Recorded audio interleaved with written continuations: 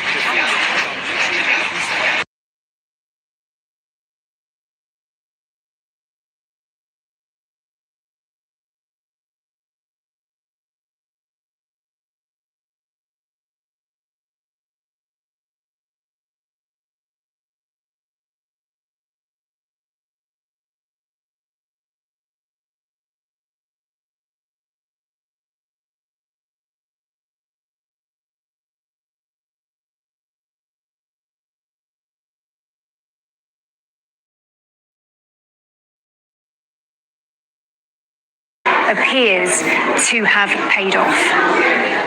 Okay, Helena, and just to bring you a projection for a Senate seat that we've been watching here in Ohio, Bernie Moreno there, the Republican candidate, has picked up that Senate seat from the sitting Democrat Sherrod Brown. So that's a gain for the Republicans in the Senate. And of course, we've been watching that in terms of the balance of power and who'll have control of those houses. Now, we have another projection to bring to you, Sumi. That's right. I'm here at the wall because we can now bring you another projection, and we're going to take you to the state of Nebraska. Now, Nebraska is one of these states where it awards some of its electoral votes by whoever wins the most votes in the state and some by the congressional districts. And right now we have Nebraska projected for Donald Trump, those 3 electoral votes of the 5. We are, of course, able to project those right now for Donald Trump. We should say that Nebraska is a conservative, reliably Republican state. So where does this bring Donald Trump to 230? He is inching closer, and closer. He is at 230. Remember, that number he needs is 270. So he is about exactly 40 votes away to get to 270. And Kamala Harris is at 165. So you can see that path is getting a little bit easier for Donald Trump, as we've seen North Carolina called for him, and the electoral votes that he is building on his path to 270. All right. Well, you mentioned that some at Kamala Harris's headquarters are feeling a little bit anxious. Let's go to Sarah Smith, our North America editor, who is there now. Sarah, as we've seen North Carolina called, what have the reactions been there? There was absolute silence when North Carolina was called. You can hear probably behind me now that the music is quite loud. The DJ is pumping it up and up. The more the anxiety builds here, so does the music get louder and louder. But I have to say, nobody's dancing, nobody's celebrating here in any way at all. They stood silently, rather aghast at that call from North Carolina. And reassurances are coming out from the Harris campaign, telling people not to panic, that it is still early, that they always said this race would go to the early hours of the morning, if not into the coming days. But it's very difficult to quell people's trepidation here at the moment as they see the path to the White House narrowing, that Harris is not ahead in the states that she would need to win to do that. And really, no matter how hard they try and boost the atmosphere here, either with reassurances or with the tunes, You get the odd cheer when that'll be one of the House or Senate seats that the Democrats have kept. That's the odd little bit of good news that keeps the Democrats going. But as they're watching that road to the White House, they are getting more and more worried. Indeed. All right, Sarah, thank you so much for that update from Kamala Harris's campaign headquarters right here in Washington, D.C. And we can now go back to Georgia. Joshua McCoon is standing by for us there. He's chairman of the Republican Party. Very good to have you with us tonight on BBC News. We haven't made here a projection for Georgia just yet, but how are things looking there, and how is the Republican Party feeling at this point in the evening? We're very confident that President Trump has won Georgia. We've seen enough here. There's about 5.2 million votes statewide. Over 5 million have been reported. President Trump has a 135,000 vote majority. It's really just math. I don't know what different decision desks are looking at, but it's very clear to us here that he's done what he needs to do to win. I think he'll win on a 2.5 to 3% majority, and we're very excited. We believe President Trump's in position to get the 270 electoral votes tonight. I think once you put Georgia in his column, then it's just a matter of, as you were talking about earlier, one of the three blue wall states moving in his direction. It looks like he has several pathways to get there, and we believe he's going to do it. Okay, so what do you think has worked then, or for Donald Trump in Georgia to this point? If you're feeling confident that he's won the state at this point where the numbers are, what was the message you think that really has worked? Well, I think a couple of things. Certainly his message on the economy resonated with a lot of our folks that are living paycheck to paycheck in the state. The campaign's focus on low propensity voters, we know about 20% of the folks that voted in this election, almost 1 million Georgians, did not vote in 2020. And we know how well President Trump does with those low propensity, less engaged voters. I also think a key turning point in this race was President Trump coming to Georgia in the immediate aftermath of Hurricane Helene.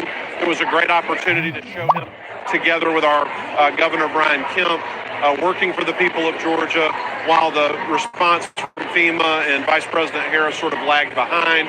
I think all of those things, and of course the message on immigration, Laken Riley, the tragic case here in Georgia of a young female University of Georgia student murdered by an illegal alien. All of those things, I think, came together to put together his impressive victory here tonight. And just give us a sense of, we had heard about some concerns about voting. There were bomb threats in DeKalb County. I mean, has at this point everything gone smoothly enough for you to feel confident about the vote being completely counted? Well, like I said, I'm not a math major. I'm a lawyer with a graduate degree from the University of Alabama. But even I can tell you, you have a 200,000 votes remaining, and you need to pick up 130,000 votes. It's just not going to happen. She could win 75% of the outstanding votes, and it still wouldn't be enough. So I think that's why Decision Desk HQ called the race over an hour ago. They did the same thing with North Carolina. I understand you just projected North Carolina a few minutes ago. I'm sure we'll get that projection at some point this evening. But we're very excited about where we are. We're confident President Trump has won here in Georgia. And like I said, we're looking to see what happens in Wisconsin, Michigan, and Pennsylvania at this point. All right, Joshua McCoon there in Georgia. Thank you so much for joining us on BBC News tonight. And Katty, one of the most interesting points in that interview that we just heard was low propensity voters. So these are people who didn't vote in the last election. I mean, that was really, really interesting what he said about the turnout among these voters. And particularly looks like young men. That seems to be what Trump is.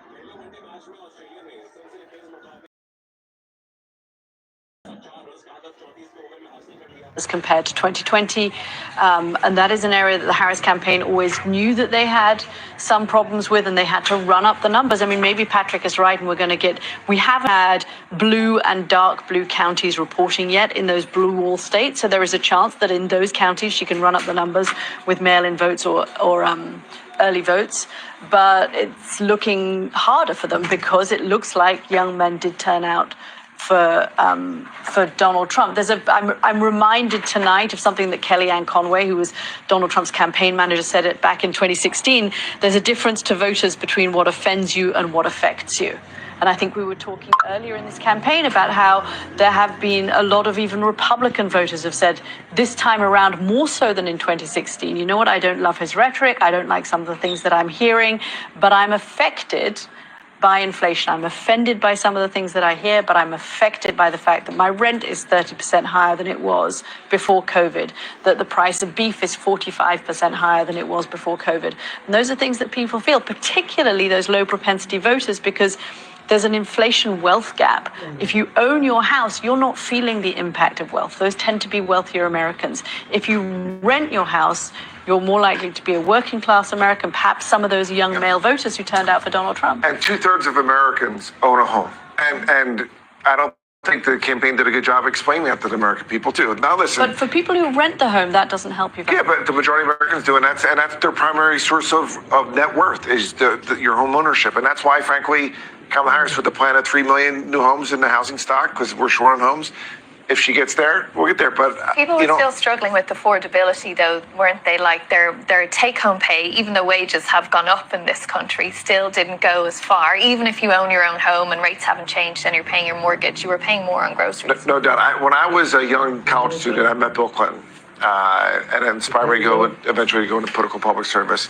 When he talked to people and said, "I feel your pain," you felt he was genuine.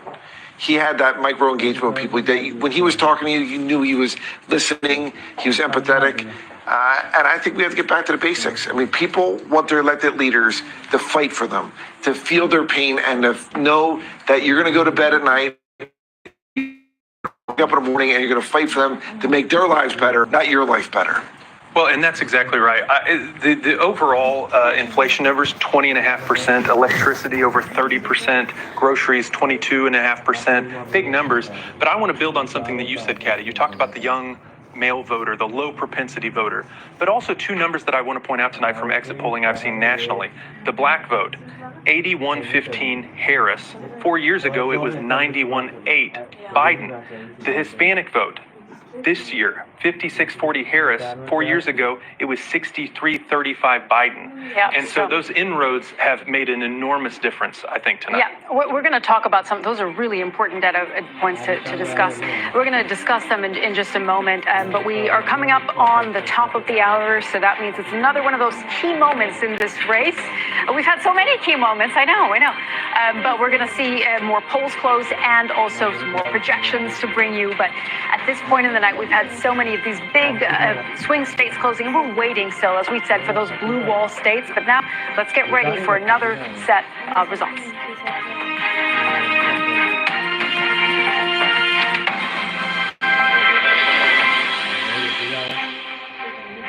Well, it is midnight here in Washington, 5 a.m. in London, and the polls in Hawaii have now closed. That state is worth 4 electoral votes, and as we've been saying, presidential candidate needs to get to that magic 270 to win the White House.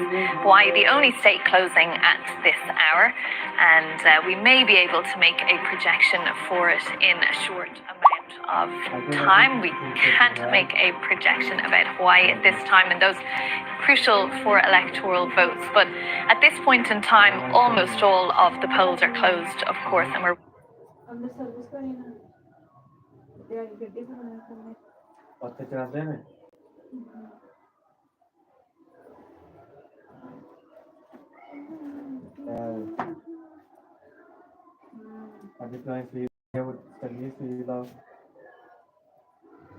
we see that the Senate has moved into Republican hands. I think the House is still in play. I mean, currently, and we don't have all the votes in, so back with that caveat, we're a net +2. We picked up some in New York and one in Alabama. So, the night's still long. There's still more to come in, and especially out of California, which were other seats that the House Dems were looking to pick up. So, of course, the White House is still all to play for. Waiting to see. We've been looking just there a moment ago at some shots of the convention center in West Palm Beach there. The crowd is filling up, and Rodney's sitting here with a big grin on his face. So you seem to have a different view of things? Not a different view. It's I mean, I'll make a bold prediction right now. Go for it. I do believe Donald Trump will be the 47th president of the United States of America. Actually, there's a lot of confidence that his team believes that they will sweep the blue wall. Now, let's say they lose one. Okay, you got 2 or 3. That's still a landslide. If that's the case, there's got to be a lot of self-reflection within the Democratic Party here in the United States of America, to where they're losing ground when it comes to the generic ballot of people identifying publicly as Republicans versus Democrats. That changes the demographic shift that Democrats thought they would have long-term in America. And as a matter of fact, the Latino vote that we're seeing in exit polls right now is a big reason why. But hasn't Donald Trump actually changed the Republican Party a bit as well? I mean, he's changed some of the outlook on some of those long-held conservative policies, particularly around abortion. Well, I mean, he's changed the Republican Party just like Ronald Reagan changed the Republican Party when I was growing up. Ronald Reagan's the reason I'm a Republican, because I grew up in that era. Don't call me Alex P. Keaton, though, for all those who are Family Ties fans. But, you similarly with the Democratic Party. Not too long ago, Bernie Sanders and Elizabeth Warren were the far left progressives. Now they're kind of mainstream after the squad came along. And I don't see the Republican Party any different. We're just looking at pictures in the screen there. You see what appears to be police moving ahead of a motorcade. We're expecting at some point Donald Trump and or J.D. Vance to be getting to that convention center. We'll check in when we know a bit more about who exactly is heading that way at the moment. But Margaret, to bring you in on this as well, I mean, what do you think of what Rodney just said there? I mean, if this were to hold up and that confidence in the Trump campaign to say we can win 2 out of 3, maybe all 3 blue wall states, that would be a catastrophic loss for the Democrats. Too early to say that, of course, but just to say that confident message from the Trump campaign. Well, for sure. By the way, any loss is going to be a catastrophic loss for the Democrats if that's what happens. But yes, I think I think that's right. I think the assumption up until tonight has been that this would be an extremely close race. That would make it a less than extremely close race. We already know the Republicans are going to take the Senate. Most people still think that Democrats are going to take the House, but it may not be by as big of a margin as some had hoped. And what we're seeing in some of these House races, if they are early indicators of the night for Donald Trump and the Republican Party, is part of what is causing so much angst among Democrats. And I'm not making any bold predictions because I don't do that. But I will say that the Democrats that I've heard from over the course of the last hour or so are somewhere between anxious and apoplectic. I'm not hearing from a lot of Democrats who are like, yeah, we got this. So I think there's a narrowing path. And with each narrowing of the path, little to no room for error for Vice President. Good news out of Nebraska with that one district. Those 3 places, the 3 big states are still in play. But again, I too disagree with Rodney's point. Shock him that I will do that. I think this is overwhelmingly all about inflation, and it is not about massive shifts of the population that thought they were Democratic and now they're part of the new Trump coalition. This is a backlash to inflation that is putting and with some voters concerns about border security, but that is not the dominant issue here. This is inflation as a driving force. Okay, we'll come back to that point, but we do want to, as we're expecting Donald Trump and J.D. Vance to be heading to that campaign headquarters in a moment, let's go right to our correspondent, Neda Tawfiq, who has been there all night for us. Neda, I can imagine that, that optimism, that confidence is spreading there in the room. Absolutely, Sumi. It is smiles all around. People are taking selfies. People have a little bit of a pep in their step, dancing to the music. At one point, there was a big crowd dancing to the YMCA song. And I went down and spoke with supporters, and I can tell you they are just absolutely glued to the results. Some women have a paper counting Donald Trump's electoral votes and also just the margin of victory as it progresses throughout the night. So people are very invested, and they clearly feel the momentum is on their side. And so people, when there is a result that is favorable to Donald Trump on the screen, they throughout the night have gotten more and more animated, cheering more loudly. showing more excitement. But what's really interesting is the fact that all of them do show a bit of caution. They say they want to wait until there is a final result. And some of them, Sumi, have raised some of the claims that Donald Trump has made in the past, unfounded claims, but claims of fraud in elections. And so many people have repeated that and saying they want to wait till there is a final result to really celebrate here. And clearly, it is going to take some time still for that. Okay, Netta, thank you very much for that update from headquarters. Now, of course, people are watching this election right around the world to see who's going to win and what it's going to mean for their country. And perhaps no one watching it as closely as those in Russia. And we can go to our Russia correspondent, Steve Rosenberg, who's in Sochi in Russia. Fabulous backdrop behind you there, Steve. It looks like Donald Trump is having a good night so far. And of course, many of the results still not in, so we don't know the definitive result at this point. But what would it mean for US-Russia relations, another term of Donald Trump? Just to explain why behind me I've got mountains and snow and trees and not the Kremlin, it's because there's a big politics conference going on in Sochi this week, and President Putin is expected here tomorrow to make a keynote address and give his reaction, I think, to the